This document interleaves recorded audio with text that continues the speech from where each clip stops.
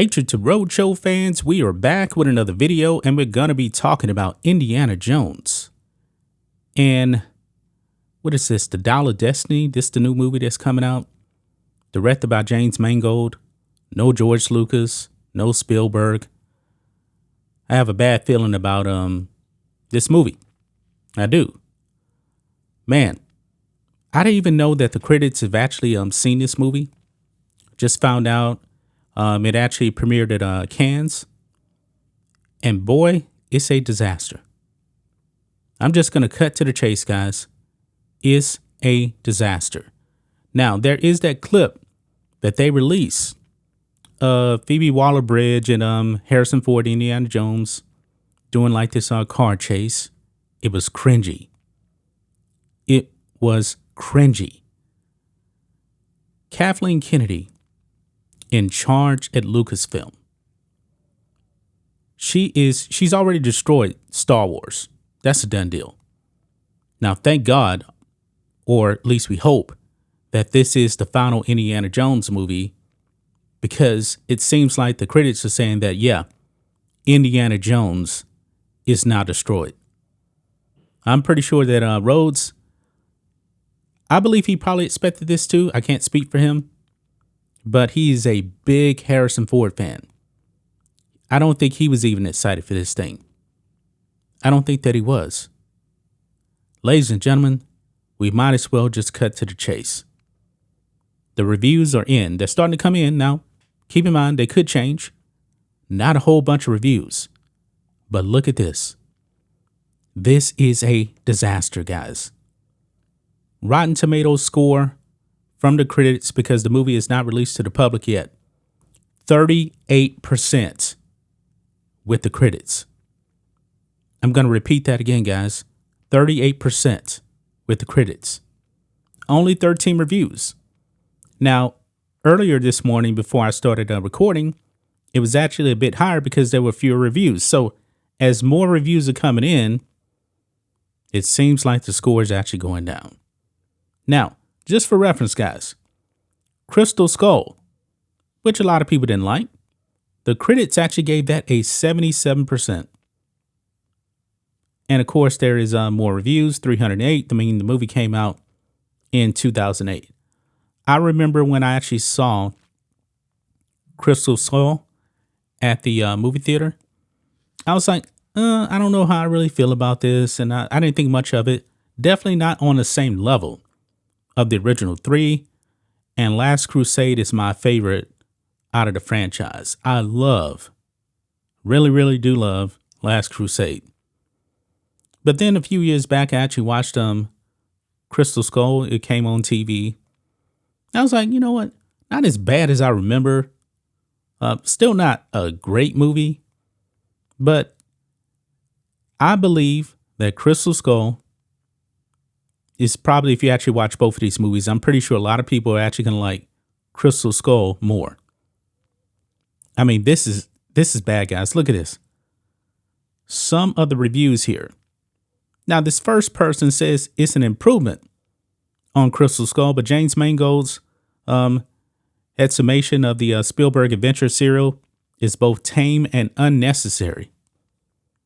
These are the critics. The next one here, the jokes, the zest, and the exuberance just aren't there. So instead of joyous send-off of our beloved hero, we get a depressing reminder of how much livelier his past adventures were. Now, one thing we know about Lucasfilm, when it comes to the male characters, they do everything in their power to emasculate these people. They did it to Obi-Wan Kenobi. They did it to Luke Skywalker.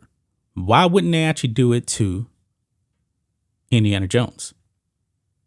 I'm pretty sure that's what they did. I mean, I believe they put that clip out there for a reason. To show you that Indiana Jones, this ain't George Lucas Indy anymore. He needs whammon help.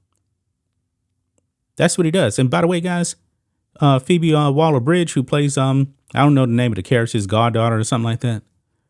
Remember, she was the droid in the Solo movie, Solo Lost Money.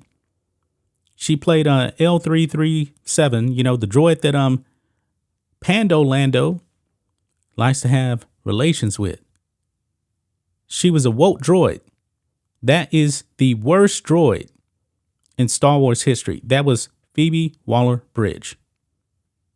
She played that droid. Now, of course, it just wasn't her. Of course, the writing and everything like that. But man, she is a disaster when it comes to Lucasfilm. Let's look at another one here, guys. This review here says this is a big, bombastic movie that goes through the motions but never finds much joy in the process. Despite John Williams' hard-working score, continuously pushing our nostalgia buttons and trying to convince us we're on a wild ride. You know what? I guess, John Williams is probably the only reason why anybody would actually want to watch this movie. I mean, John Williams, man, he's the GOAT. He is the GOAT when it comes to film scores. No doubt about it. Now, even though I didn't really care too much for his new themes that much in the sequel trilogy, and you know what? That's probably just because I hated the movie so much. So, John Williams, though, he's still a legend. He is, 90, 91 years old? He still got it. He still got it. Look here. Next one here. Indiana Jones and the Dial of Destiny is a dutifully eager but ultimately rather joyless piece of nostalgic hokum. Wow. And it takes, how many reviews here? Takes us 4 reviews before we actually get to one positive review here. And still, nobody is actually over the world. The few positive reviews here, they're not over the world on this thing. Like this positive review here just says, if you join him for the ride, it feels like a fitting goodbye to cinema's favorite grave robber. That's it. That's it. I mean, the critics, they are bashing this thing. They're bashing this thing, guys. My goodness. I am not excited to see this movie. By the way, I'm not going to go see this movie. I'm not going to go see it. If George Lucas was involved, if Spielberg was involved, I would go see the movie. Because I have so much respect for George Lucas. And it's pretty clear that Lucasfilm, Kathleen Kennedy, they don't have any respect for George Lucas at all. None. They don't involve him with anything. And when they say, talk to George, it's pretty clear that they don't actually listen to his input. They don't. That's just my thoughts on this. What do you guys think of this? Matrixx and Roadshow fans, let us know what you think about all this in the comments. Make sure you subscribe to the channel. And we'll catch you next time.